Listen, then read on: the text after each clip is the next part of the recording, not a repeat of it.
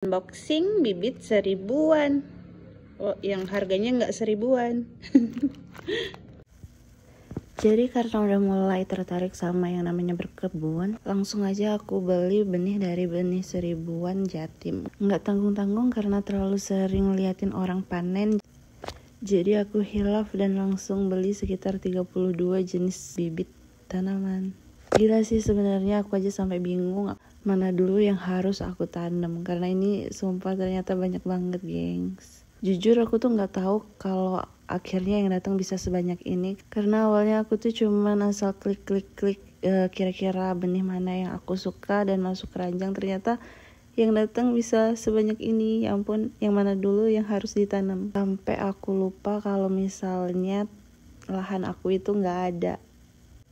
Jadi aku harus benar-benar seleksi bibit mana yang benar-benar pengen aku tanam terlebih dahulu, karena lahannya emang nggak ada, gengs. Ini pacar aku sok ngide mau bikin sekam bakar setelah kita udah keliling, benar-benar keliling nyari, tapi nggak tahu kenapa nggak ada satupun penjual yang biasanya jual sekam bakar itu nyediain sekam bakar. Akhirnya kita pergi ke penggilingan padi dan dia sok ngide bikin sekam bakar sendiri. Dan akhirnya sampai malam dong perjuangannya. Meskipun sekam bakarnya nggak jadi dan cuma setengah gosong kecampur arang aja, tapi tetap aja kok kita pakai. Akhirnya sekamnya kita campur sama pupuk kandang, terus sama tanah bakaran, terus tambah deh itu sekam gosong ya. Kecampur arang. Kasian sih sebenarnya aku yang kepengen, tapi dia ikutan repot.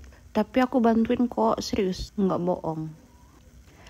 Nah, akhirnya kita akan tanam-tanam, geng. Setelah sortiran panjang dari semua bibit yang aku beli, akhirnya aku milih beberapa bibit yang kira-kira benar-benar aku butuhin dan paling cepet buat dipanen.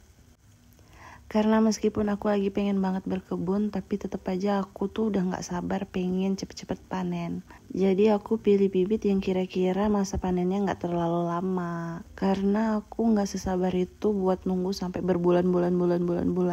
Jadi untuk awal-awal aku pilih kangkung yang nanamnya tuh mudah banget, sama tomat yang perawatannya nggak repot. Selain itu aku juga pilih beberapa selada, pokcoy, dan juga terong. Nah, ini dia penampakan setelah 3 hari. Udah muncul beberapa tunas-tunas dan kangkungnya udah mulai tinggi. Nah, ini update setelah 1 minggu. Wow, akhirnya kangkungnya udah hijau-hijau semua.